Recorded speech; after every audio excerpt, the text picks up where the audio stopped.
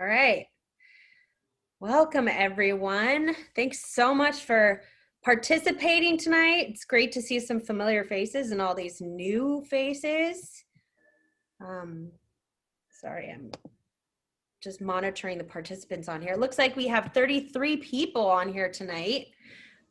You're joining us for our WPV-CERT first aid kit review. And my name is Selena Brown. I work for Woodside Fire Protection District. I'm the public education officer and emergency preparedness coordinator for them. So hello to any new people that are here. The way this is going to work is we'll do a short little intro. I believe we'll show a video and then we'll have some discussion afterwards. I also do have some co-hosts today here with me. I have Dr. Vicki Coe. I have Cam McCowan on here, Chip Swan, Emerson Chip Swan, as well as Mark Dolan. So if you guys are familiar with our program, you've heard of those superstars before. So I'm going to hand it over to Vicki to see if she wants to add anything before we start the video for you guys. Sure. She can introduce the video. So just a couple of words. One is welcome and thank you for joining us for our debut of our CERT refresher course series. Although the first aid kit was designed for families, for individual families, a lot of the lessons about organizing it and utilizing it will be useful for CERTs as well. And we made this video so that you would know how to be better prepared. And if I could just jump in and add that what we're going to do today is that we are going to share the video. This is the same video that is available online on our YouTube channel. And then we're going to discuss some additions to it and also get a chance to do some Q&A about it. So the first section will be about 20 minutes of a video by our own Vicki Coe. While it's running, feel free to ask questions in chat and we will either respond to them in chat or discuss them following the video. So please do stay with us and we'll also then talk some further afterwards.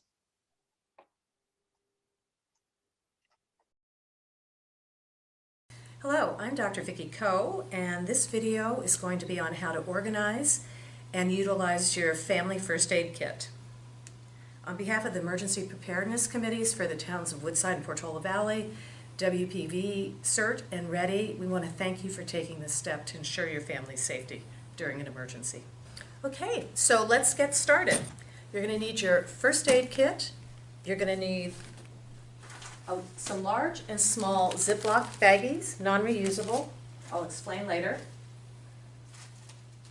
You're going to need a Sharpie marker and a label maker if you have one. So imagine the earth starts shaking, windows are breaking, there's glass flying everywhere, and you realize somebody has been injured. So the first thing you're going to do is run to get your handy dandy first aid kit, and you're going to open it up, and this is what it will look like when it comes from the store. This is not good. This is what your kit will look like by the time we finish this video.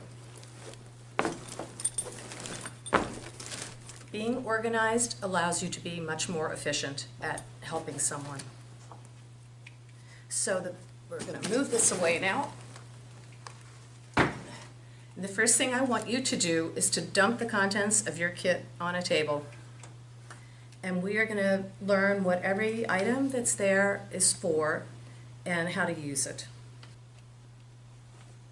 The first thing you need to put out is your PPE, or personal protective equipment. So that includes your mask, your goggles, and your gloves. And the reason you do this is because if someone is injured and you initially tend to them, you may have blood on your hands at that point. You don't want to contaminate the entire content of your kit. This way, you just open one pocket and you have everything you need to protect yourself. And then you label it with a Sharpie marker, PPE. The next thing you need to do is find the tools in your kit. And you want to have them in the pocket on the other end. There's a small little pouch inside of that where you can put them so that you easily can find them. and you can carry them away with you if you need to leave from where your bag is. The things that are in this pocket will be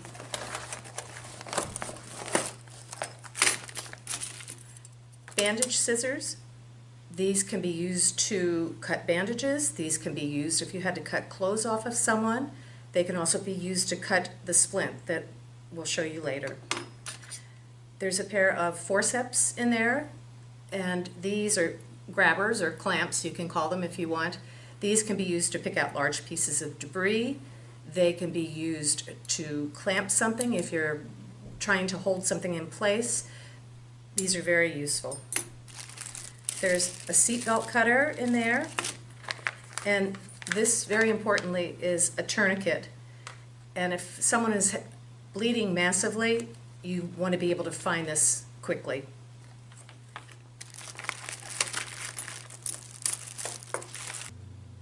Other things you might consider adding to your kit that do not come with it are pen and paper,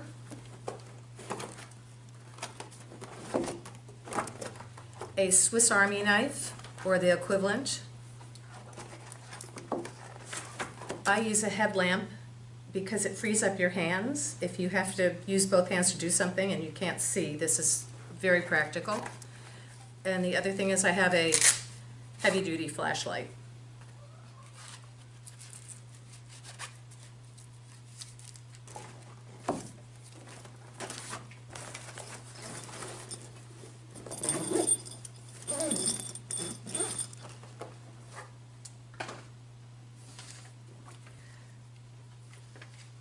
This kit was designed with the focus on major injuries you might see during an earthquake. Many of the things you find in this kit can be used for other scenarios, but it's heavily weighted towards injuries you are likely to encounter after an earthquake has happened. So what kind of injuries are most likely to occur after an earthquake? First is cuts or lacerations. Second are scrapes and bleeding, scrapes and abrasions. Think road rash, and either of these can lead to bleeding.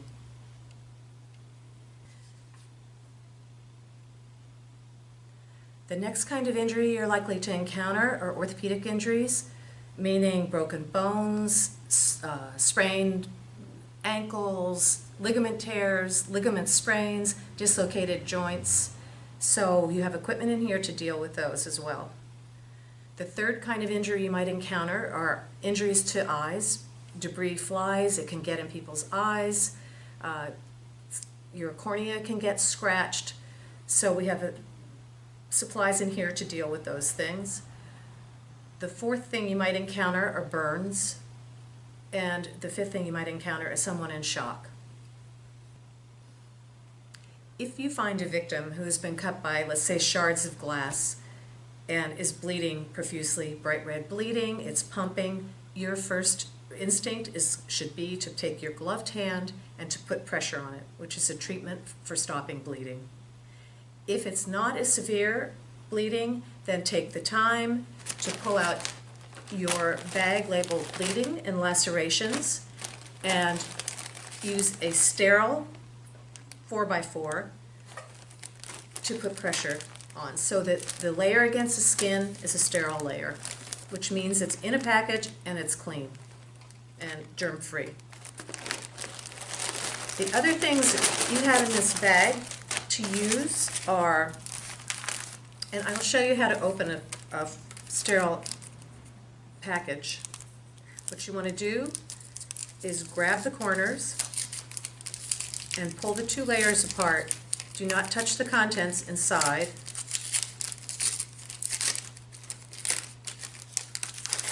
Pull it back like this, and you grab it with your gloved hand. Your gloves are not sterile, but they should be clean.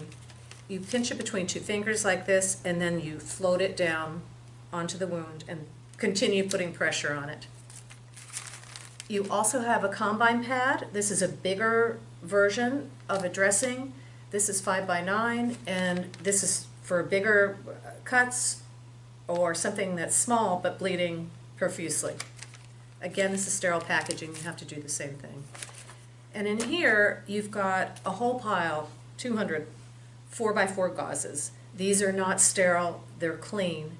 And this should be used if, let's say the bleeding continues, you're still applying pressure, you need to apply more pressure.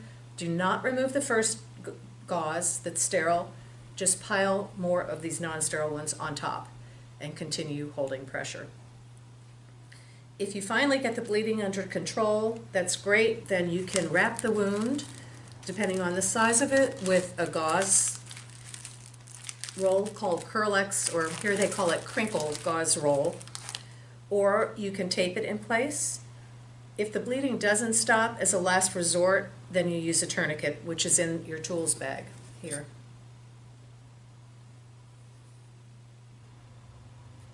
If someone has a more minor cut or an abrasion, road rash, that sort of thing, the most important thing you need to do, if it's not bleeding, is to irrigate the wound. And in your two front pockets here, you have a bulk syringe. It's like the thing you used to clean your kid's nose out with when they had a cold. And you have sterile water, sterile saline, excuse me, and you can use this to irrigate the wound to get it out. If you don't have access to this, you run out of this, just water out of garden hose is fine at this point. If somebody has a really debrided, horrible surface, it's got all kinds of dirt from shards or whatever in it, you may want to wipe that transiently with betadine and then rinse that off, and that will sterilize it. You also have a package of antiseptic applicators. These are betadine applicators. You've got some alcohol in here, and these are just for cleaning the skin area, not for cleaning the inside of the wound. So you just label those so you know how to reach for them immediately. So it's important that you always put your things away, assuming that they have not been contaminated, so that they're ready for the next time you need them. And I put them in order of what I would use first on the top. So that would be the 4x4s and the combine pads. If you notice that a package is sort of torn or ripped, it's no longer considered sterile. So you should not put that directly on the skin wound.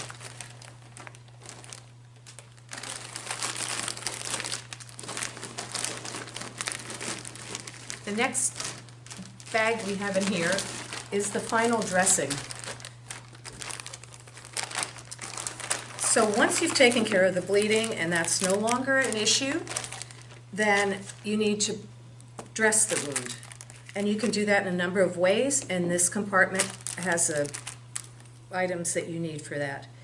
If the wound is gaping, you can use steri strips to pull the two sides of the skin edges together.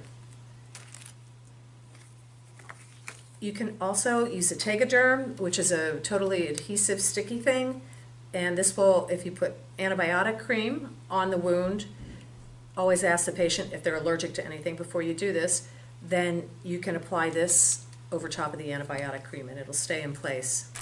Other things in here are something called Coban. It's an adhesive dressing. It sticks to itself. This is great if you have a large wound you need to wrap, because you can wrap it with this and it will adhere and keep the dressing in place. And you can see how sticky it is when you pull it, and it's stretchy. The other thing you have is eye tape, and what's important about this is it's latex free and it will not irritate the skin. This is the other thing you can use to secure a dressing.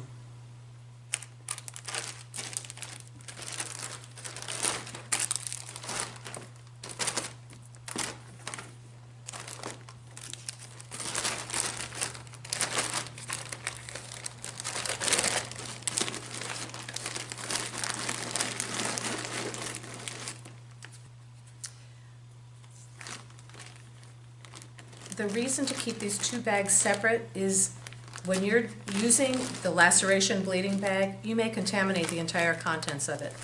You want to be able to then throw the whole bag out because you can't rely on this being uncontaminated, which is the reason not to use reusable plastic bags. This one you keep separate because you've got the bleeding under control. This is just to put the final dressing on, which is why they should be in 2 separate bags. Your next large bag will be labeled ortho, or orthopedics, or broken bones if you want to call it something more identifiable. And what we've got in here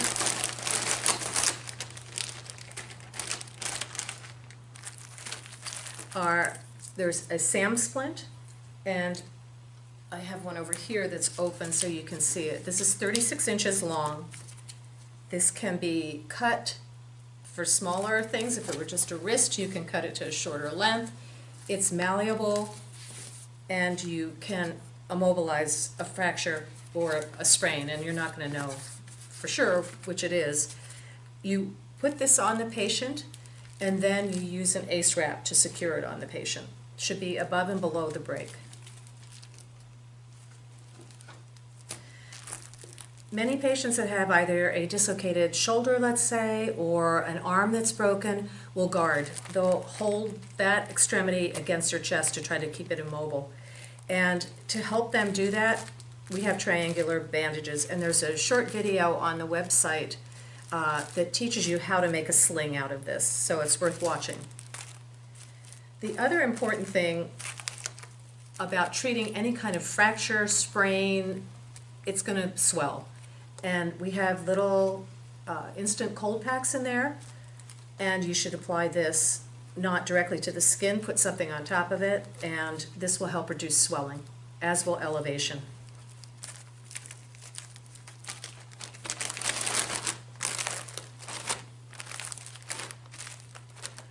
Oh, and this can be cut with the bandage scissors, which is why we have this bandage scissors.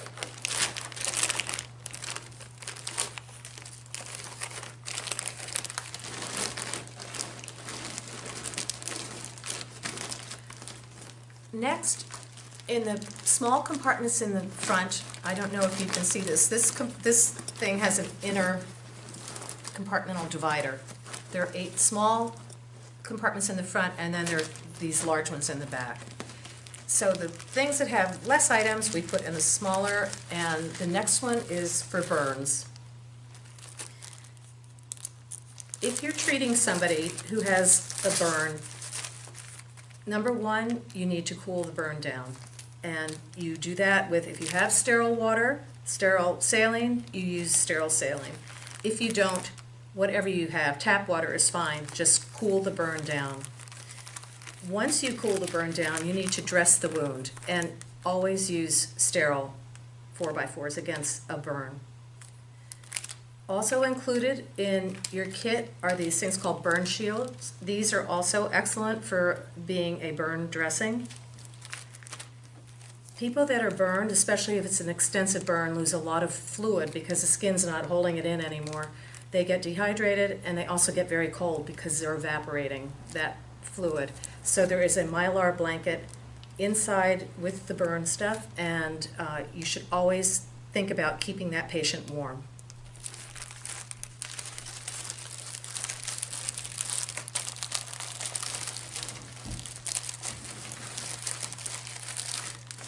The other Ziploc in one of these front compartments is for shock. Shock is when the body is not delivering oxygen to the organs, and if someone in a state of shock can die because they basically are not getting blood to their heart or their brain. The causes for that are many, but probably the most likely you will encounter is someone has had enough of a bleed that they no longer can carry oxygen. Oxygen is carried on hemoglobin molecules in your blood. So the important thing about shock is to treat the cause of the shock. If somebody's bleeding extensively, that should be your primary focus. However, other causes of shock that you can treat that are in this little bag are someone whose sugar has gotten too low. This is a hyperconcentrated sugar solution. There's smelling salts in here. I'd say the only real use for these is just to see if somebody is just fainted or they're truly unconscious. And again, it is critical that you keep these patients warm, unless it's from heat stroke, in which case you don't want to do that. So there's a Mylar blanket.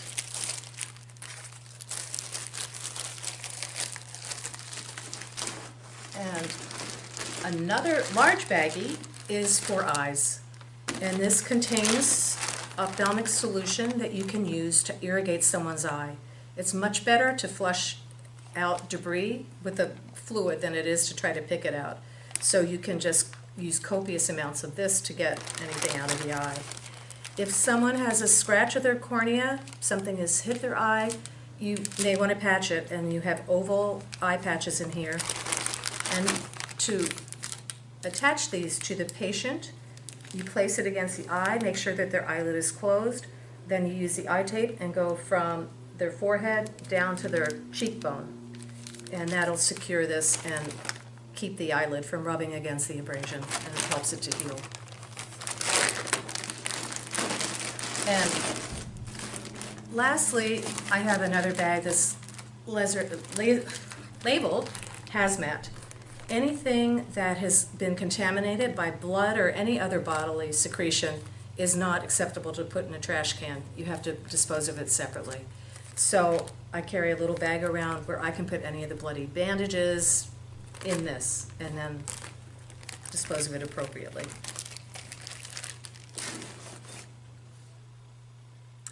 And just a brief word about COVID, since we seem to be stuck with it for a while. I have extra supplies in my bag specifically to protect me and protect the victim from either of us transmitting COVID. You have to assume that anyone you come in contact with, and possibly you, could be a carrier. So I carry extra masks, which we put on the patient. There's several different types of N95 masks.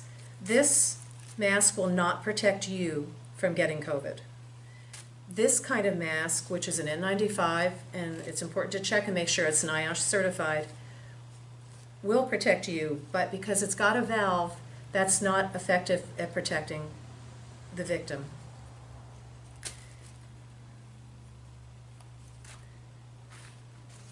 The other N95 mask that is the kind you should have is this, like this. So there's no valve in it. Therefore, you can't exhale anything on the patient. Other things I have are an O2 sat monitor, a touchless temperature monitor. Because you may be going through a lot of gloves, and if you're not doing fine, delicate work, you don't need nitrile gloves like this necessarily, which are more expensive. You can just get a bag or a box of these food handler gloves. So let's say you need to grab something out of your kit. This is perfectly fine to grab stuff with. Can't suture with it, but you can grab things.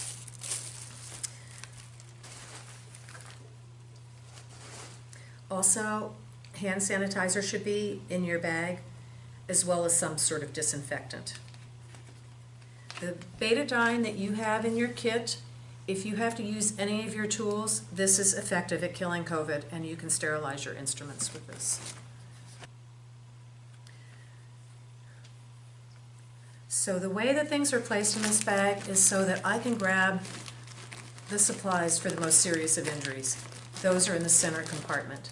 The other things are distributed around the periphery. For example, the eyes are in this side compartment. It's very important that you keep your tools and your PPE easily accessible.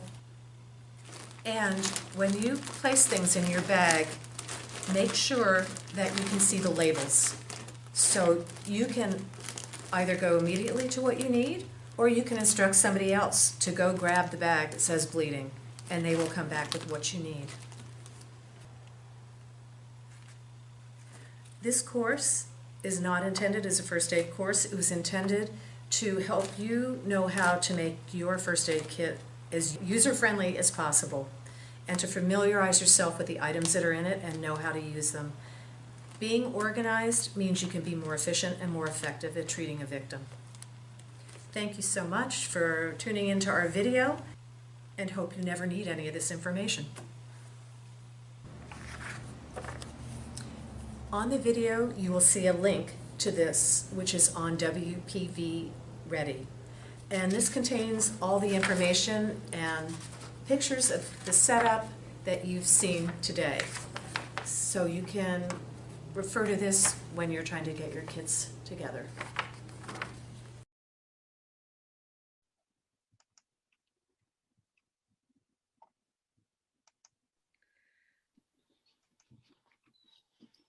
Okay. Hey everybody, I'm Rick Beato. In today's episode, I'm going to count down 10 Hold on, of my... hold on. Sorry about that.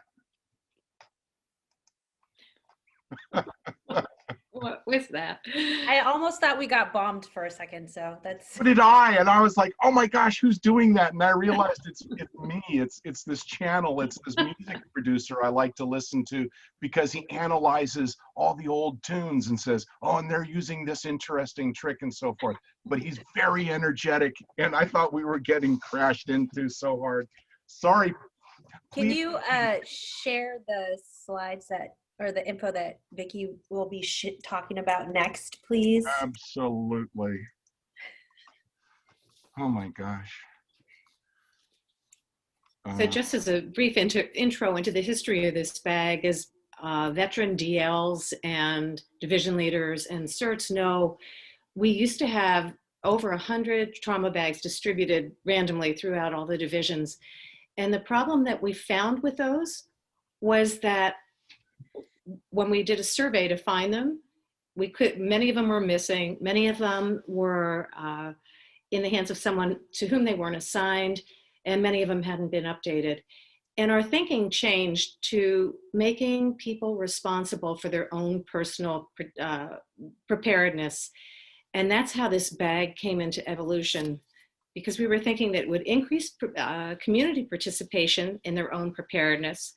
It would decrease the concept that the town or someone will bail you out of this when we have a big earthquake.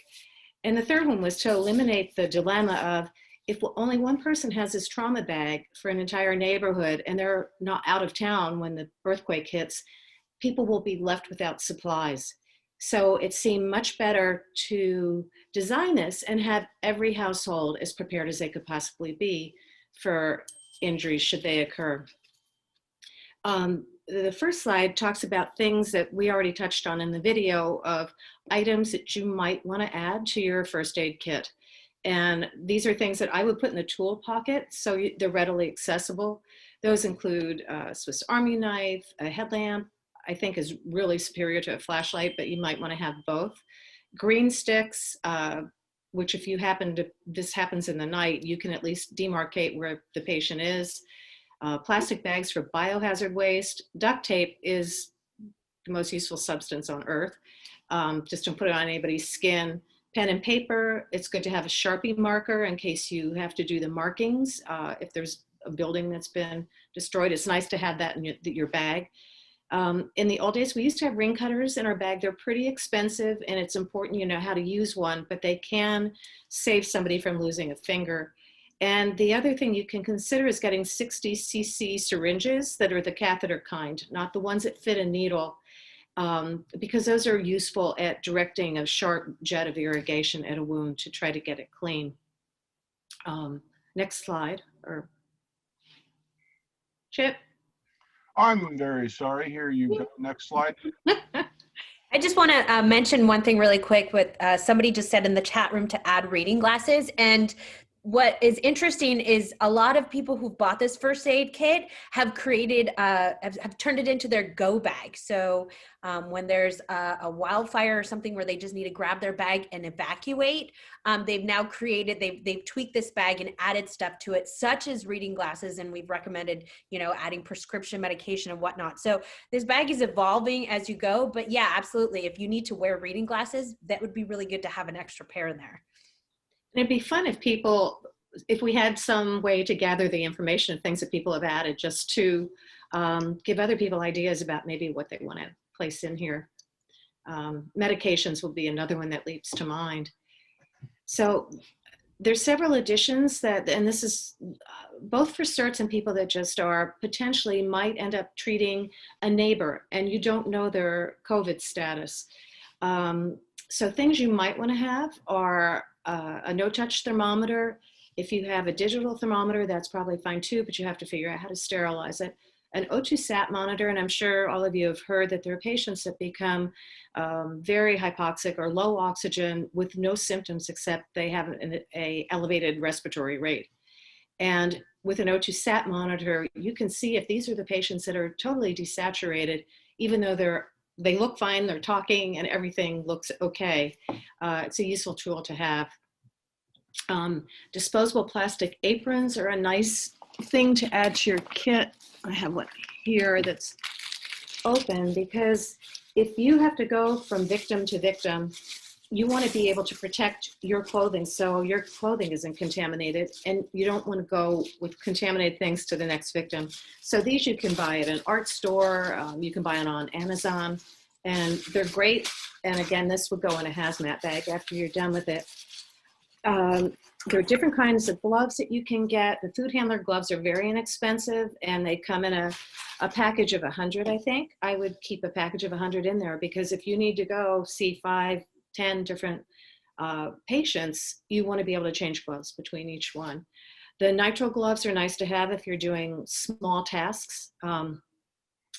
They're more expensive, and some of these things, as the pandemic seems to be raging on, we don't want to take supplies away from frontline workers. At the moment, we're not running into shortages, but a couple months ago we were.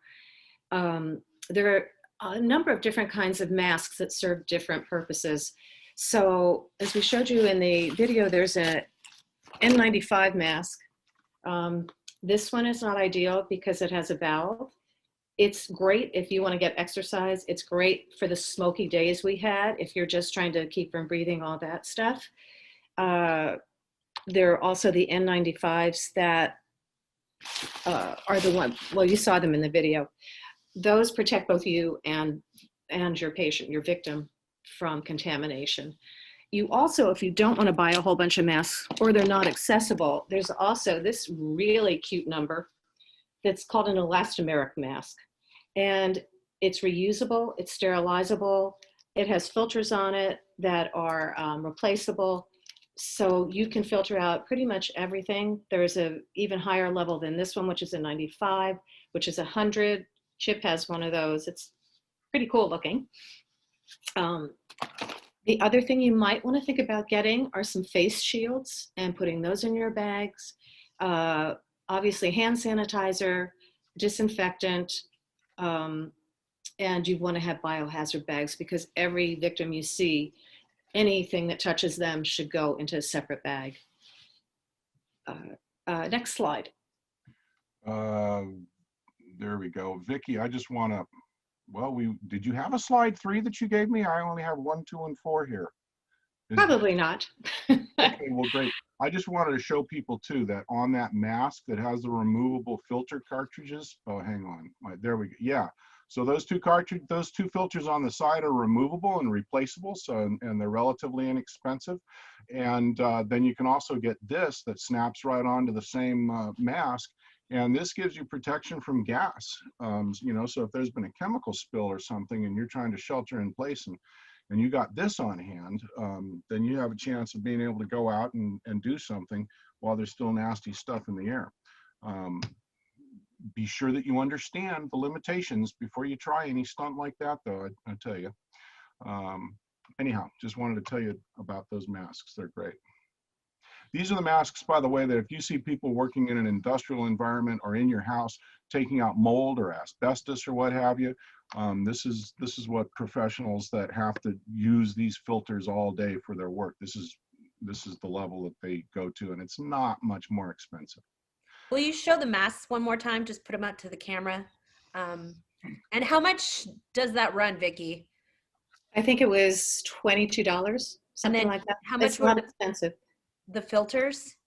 The filters were $20 approximately. Right. Oh, they're only seeing the slide. Sorry. Oh, shoot. Chip, I'm sorry. yeah. Hold on. Let's go back to. Yeah. Let me just stop that share. And in fact, let me stop my goofy stuff with the video so that everyone can see. Thank you. Stop that. Virtual background off. All right, what is the name of that mask? It's called an elastomeric, Elastomeric, and it's made by 3M, and you can get it on Amazon. All right. Thank And then this clips around behind, and then these clip on to the side to give you that full P100. That means oily, nasty stuff in the air. It's even better than an N95, and it has, again, a gas filtration. So if you got just nasty, noxious chemicals in the air, it helps with that too. And I think that a full-sized, like, this is a large, I think this was now $40 on Amazon, and I forget how much the cartridges were, but you get I think you get a 2-pack of the P100 filters like Vicky was showing you for $25. I think the main point to mention in this is just to ensure that the masks are rated properly, and, you know, do a little bit of research, you know, because Amazon, you know how they can put stuff on Amazon. Oh, this looks like a great price, and, you know, it shows it to be what you want, and then you order it and it's something completely different. So just make sure you do your due diligence, and that it's NIOSH certified. I think that's what Vicky would say, correct? For Yes, any and type of many, mask. I mean, I think the problem has been that many of the masks from China, not to pick on China, are billed as being KN95s. And in fact, they're not certified and they're not recognized in the US as being effective. And some of them are actually defective. If you want an alternative that has been proven to be more reliable, it's the KF94s that are manufactured in Korea. And I brought one with me, and I guess it dropped out in the car. But anyway, those are NIOSH certified. It's slightly less, it has slightly less filtration, but 1 micron is probably not going to make a difference. Yeah, not really. Yeah. The other thing you can do that I do so that I don't look like I'm terrified that I'm going to get COVID all the time, you can buy masks that are cloth masks, and they come with a pocket inside. And then I stick one of those inside of here. So basically, I have double filtration. I'm protecting myself plus protecting everybody else.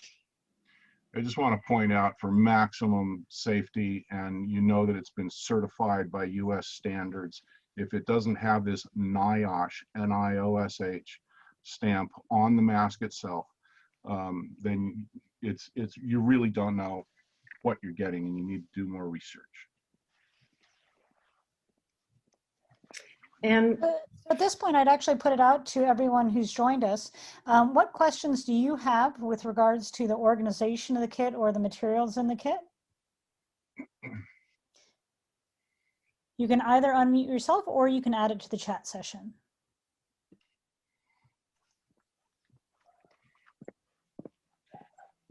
I want to point out too, Bob Sullivan just mentioned in chat, thank you so much for pointing that out, that these are industrial grade masks, and you can get these at Ace Hardware, at Home Depot, and so forth. You don't need to get those through any kind of medical supply. If you see them at Ace Hardware, it's a 3M mask being sold for those purposes. It's the same standard. But I would suggest that if you're going to get those, it's a good thing to have, and it's a good thing to get now before we get deeper into this pandemic, because you couldn't buy these, you know, in April. They were just not available. Nobody had them. So Yeah, it's stock up while you don't need them. It's apparent that the numbers are obviously going up right now. So to kind of be ahead of the game here, in preparation for stuff like that is really important. You're going to hear the suppliers too say, oh, we learned our lesson and we're ahead of it and we got plenty stocked and so forth, but don't trust it. Go ahead and stock up now while you can get your hands on these things. So Vicky, there was a question in the chat session asking about the value of adding either Tylenol or ibuprofen in addition to baby aspirin. And actually that's something we didn't talk about in general, was medications. If you want to talk about that for a moment, that'd be great. Sure. So one of the things that CERT training tells you is that if you're going to administer any medication to somebody, you don't administer it yourself. You ask first if they have allergies. You also have them take it themselves, not you physically feeding it to them. So baby aspirin is great if somebody you suspect has had a heart attack or is in the process, has chest pain, ischemia. A baby aspirin can be very useful. Tylenol is good for fevers. It depends on how comfortable you are with playing doctor or playing nurse or playing whatever. Ibuprofen, you need to ask whether they have any ulcer issues. With Tylenol, do they have any liver issues? You just have to be careful if you're going to carry those. If this is just for your family, absolutely throw in all that stuff. If you're using it as a CERT out in the field, you have to be very, very careful about what you give to patients. Well, and as a CERT, we're not allowed to medicate anyone. No. So we cannot give you something or put it in your mouth. We can tell you, here, you've got, I have some ibuprofen. Would you like it? And if they give it to themselves, that's great. Or if they ask you to put it in their mouths, that's great. It just can't be something that you do. I think And it's important. something that I'd like to just throw out there is keep in mind that when you're talking about emergency response and any kind of first responder role, you're really trying to address those things that are going to be life-threatening injuries, and that we are not acting as the replacement for the healthcare system, but we are acting as first responders. And so I think that Vicky's point of when you're thinking about having something that is the long-term kit for yourself and for family, that's a very different mindset than being the first responder and really addressing immediate needs.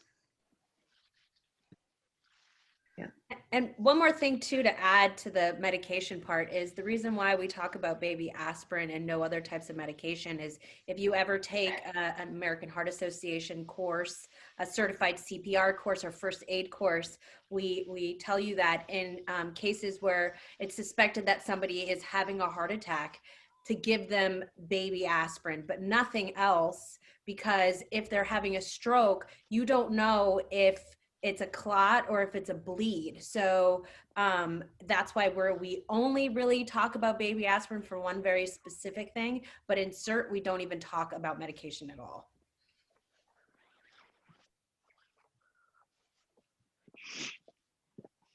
Just want to point out how you can easily use an outer mask to make your N95 more stylish. And I'm afraid my sister made this for me, or I'd be selling them on the website. Actually, you can get these on Zazzle. That's Yes. one of my paintings. How's that for tacky Oh, cloth? get those. Anybody else have any questions? Yeah, Vicki, can you tell us a little bit about the smelling salts and what that's good for? Because that's kind of an advanced notion that some people might not be aware that there's reasons to not use them.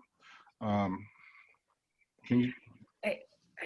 You know, in the past, they used to use them because they thought that it would awaken somebody and get their heart rate up if somebody had vasovagal and their heart rate had slowed down.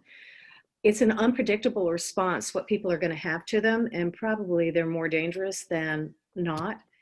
But I think if you see somebody sort of just pass out transiently, it might be something that will get them going. Honestly, I'm not sure why they stayed in the kit. I think that was on the initial I think we had Dixie Med kit. yeah, I think we had meant to take them out actually. Yeah. Because there was some controversy about it, and also because if you do happen to be able to get someone on an ambulance right away, then when they're starting to take their vitals and so forth, it's not clear how much the smelling salts have affected their vital signs. Right. Yeah. So I think we intended to take them out, but they ended up still on the list, and so they're in the kits now. But just kind of be aware of these. It's only a last resort kind of thing, and just if you're trying to figure out if someone is really unconscious, hardcore, or just kind of fainting. Is that a fair way to? Yep. Come on, baby. Good. I have a question. Abigail has a question. If you wear about mask sizing, because in the old days, they used to do fit testing on masks. I used to work in a hospital and they used to do fit testing, but they're not even doing that in hospitals anymore. So, yeah, they are. well, they're doing, yeah, but not for everybody out on the floors. I mean, I don't know who they're doing it to, but they're not doing it in a lot of hospitals. Yeah, we used to have to go in once a year, and they'd sit there and they keep saying, "Do you smell the strawberries? Do you smell the orange?"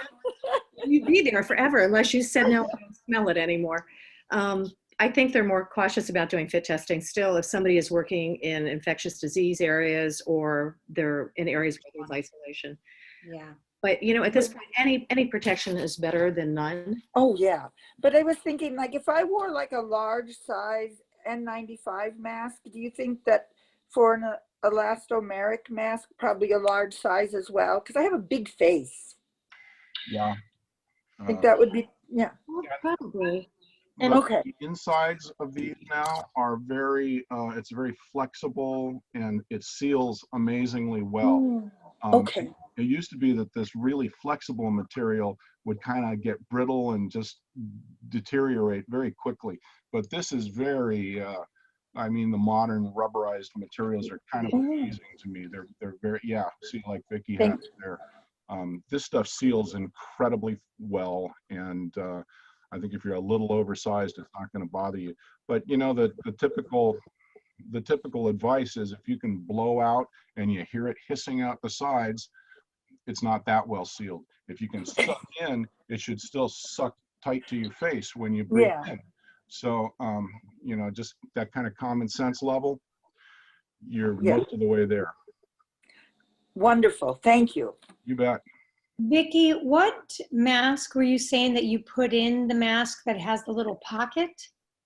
Oh, I put an N95 in here. Actually, I've been using the Korean ones, and I just stuff it in the pocket. So then I put the loops of that over my ears as well as this. So then I have 3 layers of protection, one of which is to keep anything I exhale from going out. But also the other layer, the N95 or KF94, which is what I've been using because I was able to get a bunch, that keeps me from sucking in viral particles. Okay, thank you. Vicki, do you have any recommendations for the cloth type mask in terms of like sanitation or disinfecting them, since those ideally could be used again? And I know there's a lot of different ways that they say to disinfect them. You know, for the manufactured masks that are the N95s and things, if you put them in a washing machine, it will destroy them at some point. It may work for a day or two, but you don't want to chance that. Those need to be either put in the sun. If you have access to UV lights somehow, that'll disinfect them. As far as the cloth masks go, they recommend that you wash them before you get them, wash them in hot water, not cold water, not warm water, hot water. And most of them are pretty durable. And you should do that every single day after you wear one of these. The other thing you want to think about is when you go to take these off, and I know people end up doing this all the time, including me, because their mask slides down. Ideally, you don't want to touch the outside surface of this, because if it's gathering stuff that's coming in and you touch the outside, you're potentially touching virus. So you should always remember to take them off from the inside out, not the other way around, and particularly with the N95s.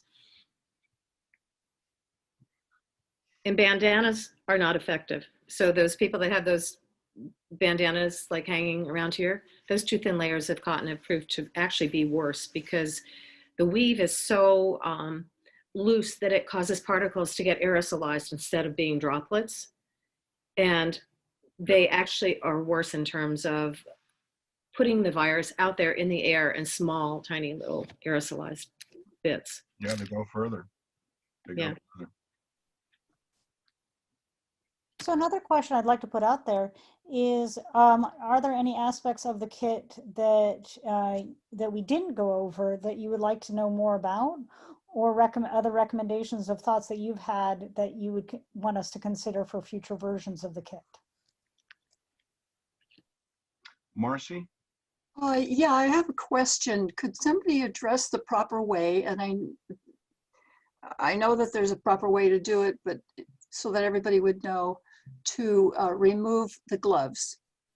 Oh, sure. It could be contaminated. So It's a very good point. Let me grab a pair of mine. And by the way, there are at least a half dozen good videos. If you go onto YouTube and search donning and doffing PPE, you will find a lot of this. And if you say donning and doffing gloves, you'll get a lot of the medical grade stuff. And in our CERT classes, if anybody hasn't had the CERT basic training, we cover that in there too, because in fact, what we do when we can do the face-to-face is we go around, you put the gloves on and you put shaving cream in your hand. And then the practice drill is, can you take that glove off without getting shaving cream on anything? And after 2 or 3 tries, it's not too hard, but it takes a little practice. It takes a little practice. Go ahead. Yeah, Vicky's got some gloves. Yeah. So here are your gloves. These are all bloody and icky. So what do you want to do is grab the edge. Don't touch your skin. Grab the edge and you pull this glove off. And then you ball it up in the other glove.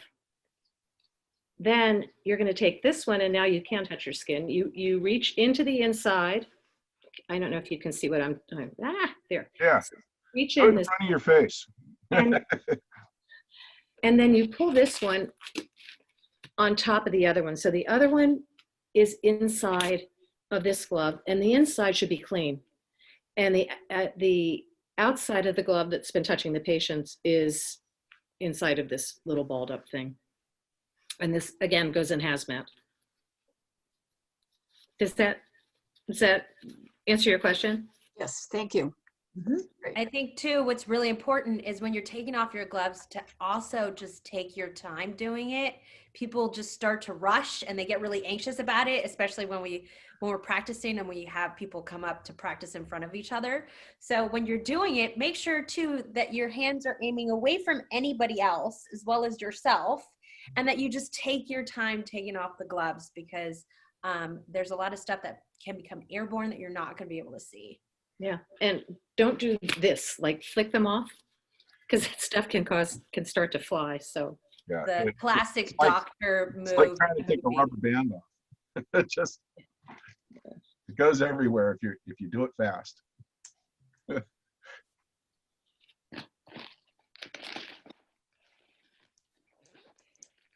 And one thing I can't stress enough, because I totally screwed up.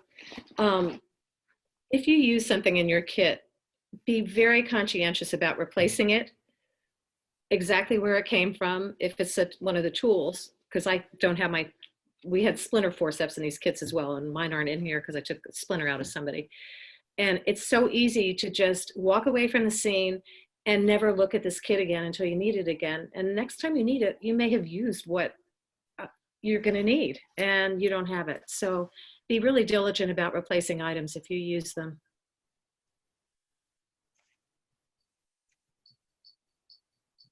I think one thing that was that I remember from EMT many years ago is that it's really important to, when you come upon a scene and there are victims or people that are injured, check the scene out first, make sure it's safe for you to go in. So you're not a victim that has to be rescued and taken care of. I remember that was really, really important at the very beginning.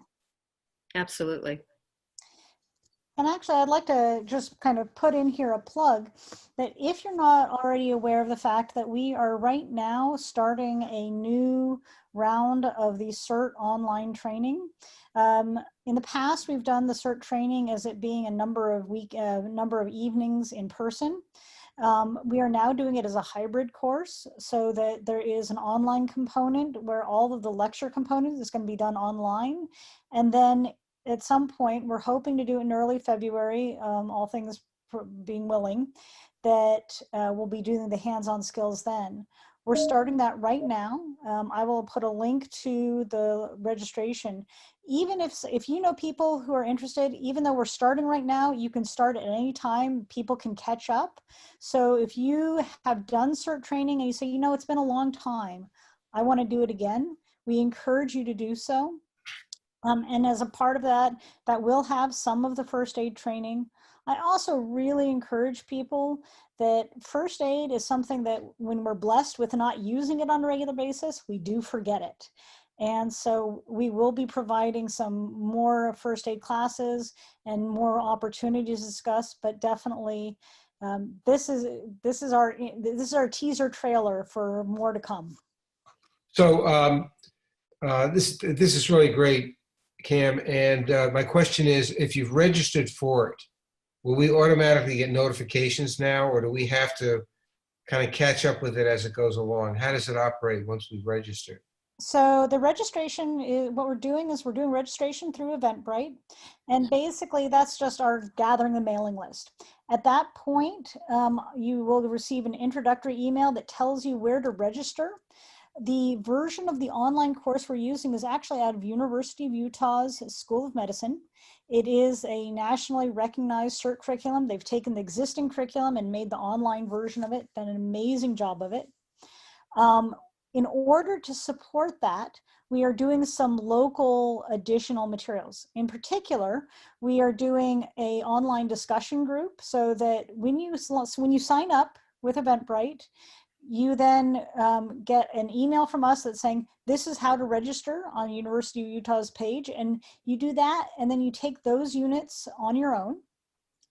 And then we support you and kind of give it a chance to see what does that look like here by both we have a discussion list, and then we have a number of Monday meetings. Next one is actually next Monday, and that's a chance for people to ask questions and for us to share what that material looks like here in Woodside and Portola Valley. And so with that, we're hoping that people will have done Unit 1 by next Monday, but it's totally okay if people are catching up. We want people to join.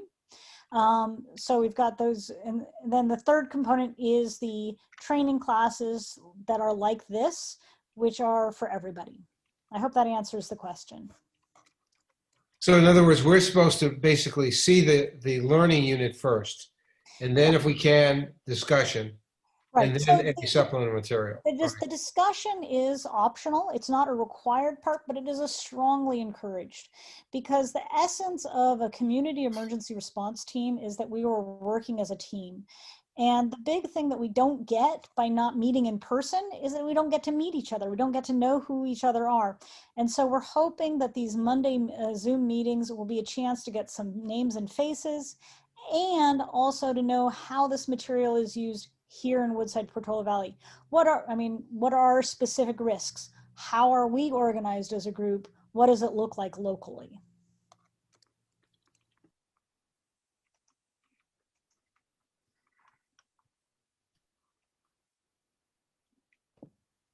Okay, I think we've hit our time mark. If there are, I think Cam, they're saying thank you so much. I think we're going to put the link for the registration for the class. I want to say, first of all, thank you too so much to Vicky and Cam and Chip, who put in all this work to put this class together. This training, it just kind of came out of nowhere. And we do have a couple of additional courses coming up that you can access on our WPV-CERT.org website. I think we have a communications class coming up, and So it's radio, and then radio, IC. and then incident command. Yeah. So Setting we're up really the command excited. post. Yeah, we're really excited to be pushing forward these classes. We'll be updating all this information as we get it. This first aid kit is kind of like the first generation. So there's obviously going to be another version of it once we order more. So just so you guys are aware, the way we purchase them is we have to purchase them in 100 count lots. So in a bulk amount of 100 at a time. So I think we're just about pretty much done with the lot that we had purchased earlier, and we're ready to take more orders and purchase more. So you may order one, or there may be people who want to order more, and we may not have them immediately available, but obviously we will be ordering more, and we may have some additions or edits to it depending on how far along we are with the program. But just want to say thank you so much to all of you guys. I don't know if any of you want to say anything in closing. I think it was great. I want to add one little note, and that is that if you buy one right now, we used to have pickup days before the plague struck.